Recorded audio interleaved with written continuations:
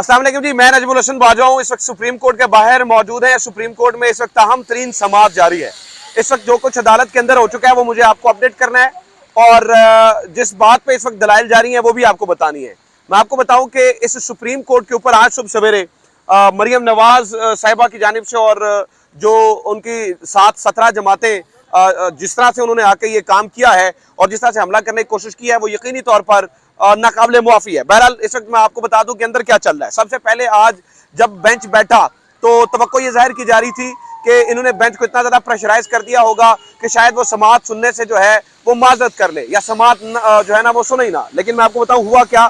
आज सबसे पहले इरफान कादरी साहब ने आकर इस बात की दलील देने की कोशिश की कि फुल कोर्ट बनाया जाए। अदालत ये दलीलें सुन रही थी, अदालत ये सुनना चाह रही थी, अदालत ने ये पूछा या मतलब आप ये समझ लें कि उनने दलीलें दी कि फुल कोर्ट जो है वो बेंच बनाना जाए। फुल कोर्ट ये केस क्यों सुने जो है ना वो उन्होंने दलीलें दी। डिप्टी स्पीकर के वकील इरफान कादर जो है उन्होंने बार बार अदालत को यह मुतमईन करने की कोशिश की, बार बार अदालत को बताने की कोशिश की, लेकिन वो नाकाम नजर आए। फिर जनाबे वाला हुआ ये कि जब इरफान कादर साहब बिल्कुल नाकाम नजर आए और इरफान कादर साहब को बिल्कुल समझ नहीं आ रही थी कि अब करना क्या है, तो इन्होंने तल्ख जुमलों का जो है ना वो तबादला करना शुरू कर दिया। चीफ जस्टिस सामने बैठे थे, जस्टिस मुनीर भट्टर सामने बैठे थे और जस्टिस एजाजुल हसन सामने बैठे थे। उनके सामने इरफान कादर साहब सख्त जबान इस्तेमाल कर रहे थे, बार बार टोक रहे थे और ऐसा लग रहा था जैसे वो फ्रस्ट्रेटेड हो चुके हैं, उन्हें समझ नहीं आ रही है।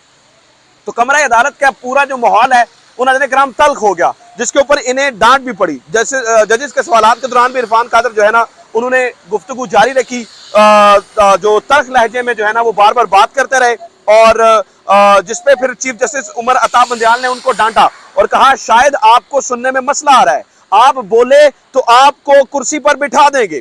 Chief justice Pakistan justice Umar Ata Bandial ने सख्त लहजे में बात करने पर जिसमें मतलब डेफिनेटली उनके सामने एक मोअज़्ज़िज़ बेंच बैठा था जिसका लिहाज नहीं कर रहे थे। और इरफान कादरी के बारे में मैं आपको पहले भी बता दूं, इरफान कादरी साहब को वकील करने का मकसद ही ये था कि अदालत के माहौल को इतना तल्ख कर दिया जाए और वो किसी और ही मिशन पे नजर आ रहे थे। आज कोर्ट के अंदर परसों जब लाहौर सुप्रीम कोर्ट रजिस्ट्री के अंदर समाअत हुई तब भी वो बड़े ही तल्ख लहजे में बात कर रहे थे और इस तरह लग रहा था जैसे वो जजेस को टॉन्ट कर रहे हैं। और आज भी ऐसा लगा समाअत के दौरान कि जैसे वो जजेस को टॉन्ट कर रहे हैं और उन्होंने जजेस को टॉन्ट करने की कोशिश की। फिर जनाबे वाला मैं आपको बताऊं कि एक बार फिर जो है वो डिप्टी स्पीकर की रूलिंग पे अब उन्होंने ये कहा, इरफान कादर बार बार ये कहते रहे कि ऐसा करें आप फुल कोर्ट बेंच बना दें जिसके ऊपर जजेस ने यानी कि जो जितने भी 3 मुअज़्ज़िज़ जज साहिबान बैठे थे उन्होंने कोई खास जवाब नहीं दिया। फिर जनाबे वाला डिप्टी स्पीकर के उनसे के वकील से पूछा गया दोबारा कि आप रूलिंग के ऊपर बात करें। फिर हमजा शहबाज के वकील को भी सख्त सवालों का सामना करना पड़ा और फिर चीफ जस्टिस साहब ने उन्होंने पूछा कि डिप्टी स्पीकर ने हमारे जिस पैराग्राफ पर इन्हिसार किया वो कहाँ है।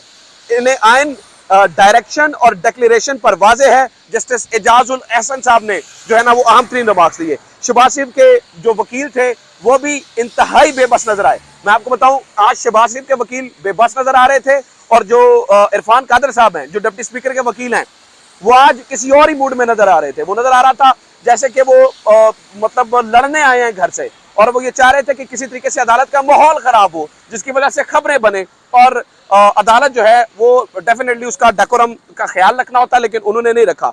हमजा शहबाज के वकील जब मंसूर अवान रोस्टम पर आए तो उन्होंने कहा कि जनाब मैंने अपना जवाब जो है वो अदालत में जमा करवा दिया है। फिर जनाब चीफ जस्टिस साहब ने बताया, पूछा, अब पहले इरफान कादरी साहब से पूछा जो कि डिप्टी स्पीकर के वकील थे, बाद में उनसे पूछा कि हमें बताएं डिप्टी स्पीकर ने रूलिंग में हमारे फैसले के किस हिस्से को रेफर किया, हमारे फैसले को रेफरेंस के तौर पर क्यों इस्तेमाल किया गया। फिर जनाबे वाला जो अहम तरीन जस्टिस एजाजुल हसन ने सवाल पूछा है वो ये है कि क्या पार्टी सरबराह पार्लिमानी पार्टी का सरबराह हो सकता है, और इसका जवाब भी जो हमजा शहबाज के वकील हैं वो नहीं दे सके। आए बाएं शाएं बार बार जो है वो आज भी अदालत सवाल करती रही, बार बार आज भी अदालत पूछती रही, बार बार आज भी अदालत जो है वो अहम तरीन मामलात के ऊपर जो है ना वो सवाल उठाती रही। लेकिन ये कोई भी अभी तक, जब मैं वीडियो रिकॉर्ड कर रहा हूँ मुझे नहीं पता जब मैं ये वीडियो पब्लिश करूंगा हो सकता है तब तक कोई फैसला आ चुका हो या कोई बात हो चुकी हो। मैं आपको अदालत के अंदर से जो इस वक्त बातचीत हो रही है वो आप तक पहुंचा रहा हूँ।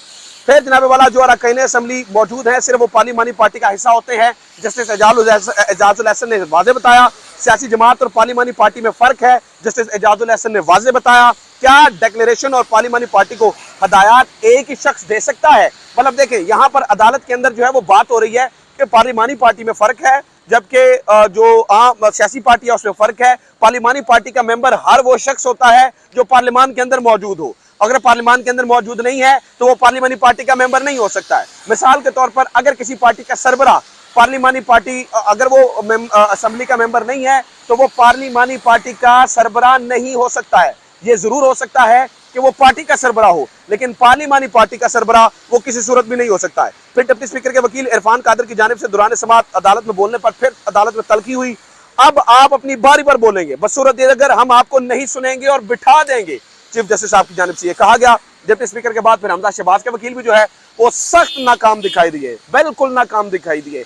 कुछ समझ नहीं आ रहा था, बिल्कुल मायूस, पता ही नहीं चल रहा था, खास बाख्ता थे। इनका सिर्फ एक ही दिल था कि किसी सूरत अदालत ये कहे कि ठीक है हम जो है वो फुल बेंच बनाने पर राजी हैं और फुल बेंच बना दिया जाए। इसके अलावा वो किसी किस्म की बात सुनने पर राजी नहीं थे।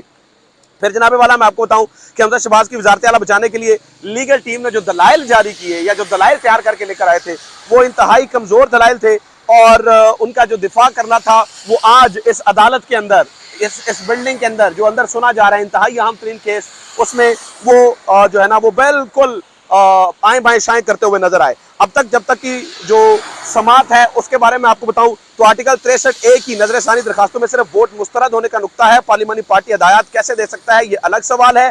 पार्टी मेंबरान को हदायत देने का तरीका पार्टी मीटिंग हो सकती है या बजरिया खत, चीफ जस्टिस ने कहा। यह वाज़ेह तौर पर अब ये क्लियर हो चुका है, अब तक की समात के अंदर ये क्लियर हो चुका है।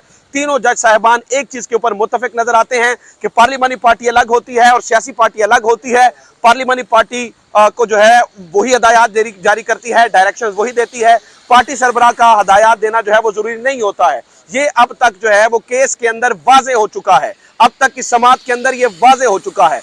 अब तक जितनी भी समात यहां पर हुई है कोर्ट नंबर 1 के अंदर, उस समात से लगता यह है कि हमजा शहबाज टाइम फ्रेश, हमजा शहबाज गए। अभी तक की समात के अभी चूंकि फैसला नहीं आया, लिहाजा चूंकि मामला जो है ना वो अदालत के अंदर है, तो मैं सब्जुडिस है, मैं इसके ऊपर जो है वो उस तरह से फैसले के बारे में बात नहीं करूंगा। लेकिन जो नजर आ रहा है, जो रिमार्क से नजर आ रहा है वो ये नजर आ रहा है अभी तक जो जितनी डांट जो है वो डिप्टी स्पीकर के वकील को पड़ चुकी है या जितनी डांट जो है वो हमजा शहबाज के वकील को पड़ चुकी है, उससे ये लगता है कि ये बात आगे नहीं बढ़ेगी। और मैं आपको बताऊं इनकी लीगल टीम ने भी तैयारी नहीं की थी, ये सिर्फ और सिर्फ एक प्रेशर ग्रुप के तौर पे काम कर रहे थे।